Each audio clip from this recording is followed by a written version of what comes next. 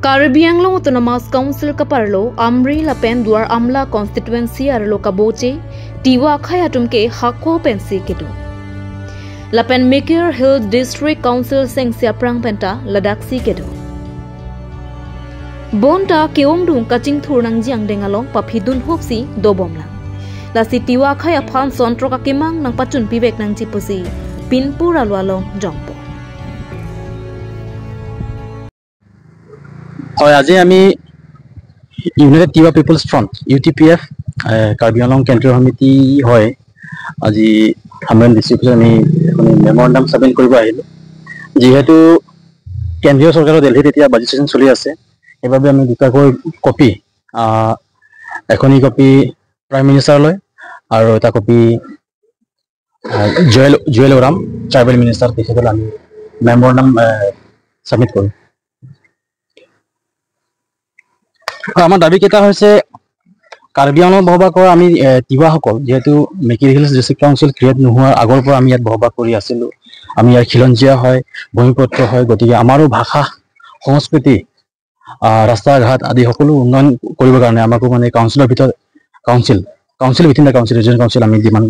কৰিছো তাৰপিছতে 2 নম্বৰটো হৈছে আমাৰ ৱেষ্ট কাৰ্বি আংলং যেনেকৈ আমাৰ আমচলং PRF এই Amsolong PRF to propose reserve forest create নোহোৱাৰ আগতেই তাত মানে আমাৰ মানুহখিনি তাতে বহবাস কৰি আছে তিৱা হওক কাৰ্বি হওক খাচী হওক বিভিন্ন জনগোষ্ঠী মানুহ তাত বহবাস কৰি আছে গতিকে আটাইকেইটা জনগোষ্ঠীক মানে তাত PRF টু মানে ডিসমিস কৰি তাত সকলো খিলঞ্জীয়া জনগোষ্ঠী কাৰ্বি তিৱা খাচী এইকেইটা জনগোষ্ঠীক মানে লেণ্ড পাটাটো ইছ্যু কৰিব লাগে আৰু 3 নম্বৰটো হৈছে যেহেতু আৰ্টিকল 244 এ ইমপ্লিমেন্ট হোৱা যেটো দাবী উত্থাপন কৰি আহিছে এটো কাৰ্বি ছাত্ৰ সন্থাৰ পৰা আৰম্ভ কৰি বেলা বিভিন্ন জাতি জনগোষ্ঠী এটা দাবী উত্থাপন কৰি আহিছে এটো কাৰ্বি আংলঙৰ সকলো খিলঞ্জীয়া জাতি জনগোষ্ঠীৰ এটা দাবী হয় উমহিত দাবী গতিকে এই দাবীত আমি কাৰ্বি ছাত্ৰ সন্থা আমি সহযোগ কৰিছো কাৰ্বি ছাত্ৰ নহয় যি সকলে মানে আৰ্টিকল 244 এ ইমপ্লিমেন্ট হোৱাটো দাবী উত্থাপন কৰিছে আমি তেওঁলোকক আমি সহযোগ কৰিছো আৰু আমিও মানে আজি মেমৰেণ্ডামত আৰ্টিকল 244 এ ইমপ্লিমেন্ট হোৱাটো কাৰ্বি আংলং আৰু ডিমা হাছাওত ইমপ্লিমেন্ট হোৱাটো আমি দাবী উত্থাপন কৰিছো 3 নম্বৰ ইস্যু হিচাপে তা 4 নম্বৰ ইস্যু হিচাপে আমি যেনেকি PGR ইস্যু খুব ডাঙৰ এটা ইস্যু বৰ্তমান আজি প্ৰেক্ষাপটত কাৰ্বি আংলঙত আজি PGR এৰিয়াত যি ধৰণে মানে অনাখিলঞ্জীয়া লোক ওচৰৰ জিলাৰ পৰাই হওক ওচৰৰ ৰাজ্যৰ পৰাই হওক বা সুবৰীয়া দেশৰ পৰাই হওক আমাৰ মানে কাৰ্বি আংলঙৰ ভূমি তেওঁলোকে দখল কৰি ল'লে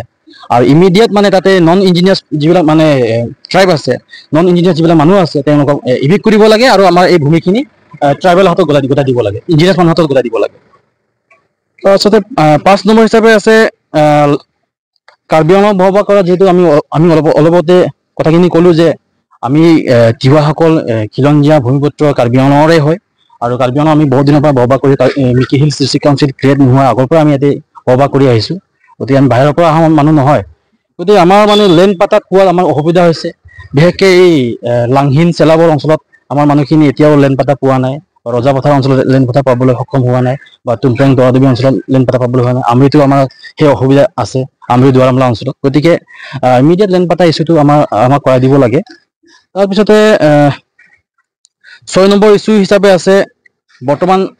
কাষ্ট চাৰ্টিফিকেট সন্দৰ্ভত তিৱাসকলৰ বিশেষকৈ তিৱাসকলৰ আমি 2002 চনৰ পৰা যেতিয়া নেকি SCC গভৰ্ণমেণ্ট কাউন্সিলত চলি আছিল CM জথনবে ডাঙৰীয়া নেতৃত্বত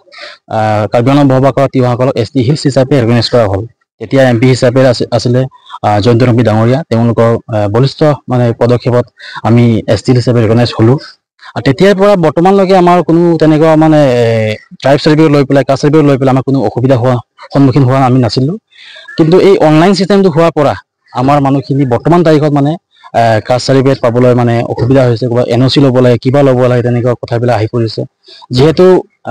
কাৰ্বি সকলো ST হিলছ ডিমাচা সকলো ST হিলছ গাৰো সকলো ST হিলছ খাচী নংতুং খাৰৱাং চিমটেং পেনা যিমানখিনি জনগোষ্ঠী আছে তেওঁলোকে ST হিলছ হিচাপে তেওঁলোকে যদি কাষ্ট চাৰ্টিফিকেট এপ্লাই কৰে তেওঁলোকে কোনো জাতীয় সংগঠনৰ পৰা তেওঁলোকে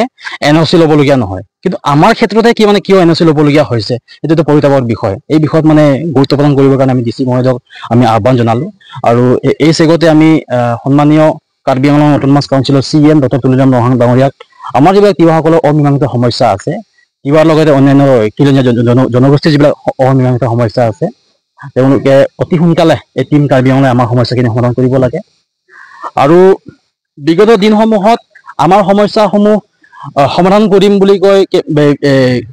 বৰ্তমানৰ বিজেপি গভৰ্ণমেণ্টে হওক বা বিগত 15টা বছৰে কংগ্ৰেছে হওক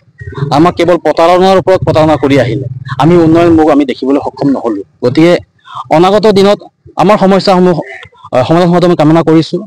আৰু যদিহে তেওঁলোকে আমাৰ সমস্যাসমূহ লৈ পেলাই হেতালি খেলি থাকে, গেম খেলি থাকে, তেনেহ'লে আমি ইন ফিউচাৰত আমি ইয়াৰ প্ৰত্যুত্তৰ আমি দিম।